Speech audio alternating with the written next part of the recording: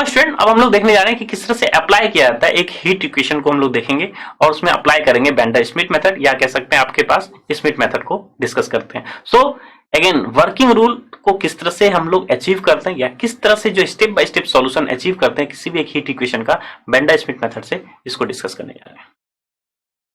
तो स्टूडेंट सबसे पहले अगर हम देखें कि किस तरह से प्रॉब्लम दिया जाता है और ईच एंड एवरी स्टेप्स को समझते हैं कि अगेन प्रॉब्लम्स के ही अकॉर्डिंगली हमें हमेशा क्वेश्चन को सॉल्व करना होता है। तो हमको ये सॉल्व करना बोला गया है, तो ये जैसे सॉल्व करना है तो आपके पास एक्सप्रेशन क्या है, ये हीट इक्वेशन है। पहली बात आपने यहाँ पे देखा कि ये हीट इक्वेशन है, क्योंकि एक्सप्रेशन किस तरह से है, del u over del t equals to del 2u over del x2। Now आपके पास कंडीशंस है, ये सब सारे क्या कहते हैं, बाउंड्री कंडीशंस कहलाते हैं।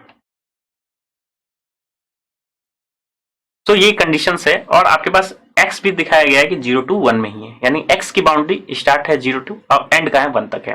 और यहाँ पे अगेन स्टूडेंट ये जो h और k है इसको किस तरह से लिखा भी जाता है कि step size in x equals to 0.2, step size in t equals to 0.02 तरह से लिखा जाता है। नोटेशन के अकॉर्डिंग किस तरह से लिखा जाता है, h की वैल्यू और k की वैल्यू आपको दे दी जाती है कि h की वैल्यू डिस्क्रिटाइजेशन x में डिस्क्रिटाइजेशन क्या है 0.2 के अकॉर्डिंगली है, t में डिस्क्रिटाइजेशन 0.02 के अकॉर्डिंगली है। तो सबसे पहले स्टूडेंट जैसे ही k की वैल्यू 0.02 या h की वैल्यू 0.2 आ जाती है, आपके पास एक्सप्रेशन 0 to 1 में है, तो आपकी बाउंड्री हमेशा फिक्स कर दीजिए। आप बाउंड्री किस तरह से ले रहे हैं और एक्सप्रेशन को किस तरह से डील करते हैं, क्योंकि ओवरऑल हमें पूरा एक जो है कॉलम के अकॉर्डिंगली डील करना होता है, सारे एक्सप्रेशन को फुलफिल करने की जरूरत होती है उसमें। सो स्टूडेंट हीट इक्वेशन के लिए आपके पास मेथड है, स्मिथ मेथड है या बेंडर स्मिथ मेथड। तो सबसे पहली बात, या तो यहाँ पे बोला नहीं गया है कि किस मेथड से सॉल्व करने के लिए, तो आप यहाँ पे ये देखेंगे कि अल्फा की वैल्यू क्या है। तो अल्फा डिटरमाइन करने के लिए आई होप आपको याद है अल्फा किस तरह से डिटरमाइन होती है, के सी स्क्वायर ओवर एच स्क्वायर।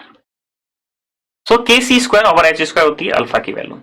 और सी स्क्वायर क्या है, अगर एक्सप्रेशन को देखें हम लोग, जनरल एक्सप्रेशन क्या था, del U by del T equal to C square del two U over del X two. तो यानी कि स्टूडेंट सी की वैल्यू क्या थी, हो गई आपके पास 1, इससे कंपेयर करने के बाद मिला आपको सी की वैल्यू 1 और एच की वैल्यू है 0.2 और के की वैल्यू क्या है 0.02। तो यहां से आपको क्या मिलेगा, के की वैल्यू 0.02 ओवर 0.2 इंटू 0.2। आप इसको जैसे ही सॉल्व करेंगे तो ओवरऑल ये क्या हो जाएगा 2 over 4, तो दैट मीन्स 1/2। तो अल्फा की वैल्यू क्या हो जाएगी 1/2। ना स्टूडेंट अल्फा की वैल्यू 1/2 हो गई, तो आपको समझ में आ गया होगा कि यहाँ पे हमें क्या मेथड अप्लाई करना है, बेंडर स्मिथ मेथड अप्लाई करना है। सो बेंडर स्मिथ मेथड को ही अप्लाई करना है, क्योंकि आप अगर स्मिथ मेथड भी लिखेंगे तो अल्फा की वैल्यू 1/2 होने के कारण जस्ट जो है एक्सप्रेशन स्मॉल हो जाता है ना स्टूडेंट। अब आपको यहाँ ये भी दिखेगा कि हो सकता हो आपके पास जो क्वेश्चन है उसमें अल्फा की वैल्यू भी दे दी जाए, तो भी आप समझ सकते हैं कि अल्फा अगर 1/2 होता है तो आप हमेशा बेंडर स्मिथ मेथड को ही फॉलो करेंगे।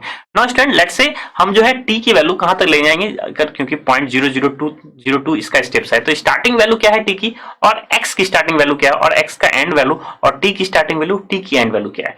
तो क्योंकि हमें क्या करना होता है, एक कॉलम जनरेट करना होता है, तो उसको डिस्कस करने के लिए आप इनिशियल कंडीशन को देखेंगे। तो इनिशियल कंडीशन, क्योंकि आपको सॉल्यूशन किसका चाहिए होता है, यूएक्सटी का सॉल्यूशन चाहिए होता है, यही आपका सॉल्यूशन जो है डिस्कस होगा। तो कंडीशन के अकॉर्डिंगली ये वैल्यू क्या दे रखी है 0, यानी x की वैल्यू क्या है 0, स्टार्टिंग वैल्यू क्या है x की 0। यहाँ पे अगर देखेंगे यूएक्सटी से कंपेयर करेंगे तो x की वैल्यू क्या है 1, क्योंकि यहाँ पे आपको दिख भी रहा है कि 0 to 1 x है, तो स्टार्टिंग वैल्यू 0 x की क्या है 0 और एंड वैल्यू x की क्या है 1 और स्टेप साइज आपको क्या टेक करना है 0.2। तो दैट मीन्स x के लिए क्या क्या वैल्यूज हो गई आपके लिए 0, स्टेप साइज क्या रखना है 0.2 का, तो यह क्या हो जाएगा 0.2, फिर 0.4, 0.6 एंड 0.8 एंड 1, ये x की वैल्यूज हो जाएगी, क्योंकि ये आपका स्टेप साइज है 0.2, 0.4, 0.6, 0.8। नाउ t का अगेन स्टूडेंट t की वैल्यूज को अगर डिस्कस करने के लिए तो आपसे पहली बात तो t की इनिशियल वैल्यू क्या है, कहां से स्टार्ट है t, तो उसको देखने के लिए आप इस एक्सप्रेशन को देखिए। इस एक्सप्रेशन में क्या है ux एट 0 साइन px है, यानी कि initial value of t, temperature जब 0 है तो uxt किससे रिप्रेजेंट कर रहा है, साइन px से रिप्रेजेंट कर रहा है। सो ये जो इससे आप क्या देखें कि इनिशियल वैल्यू t की क्या है 0 है।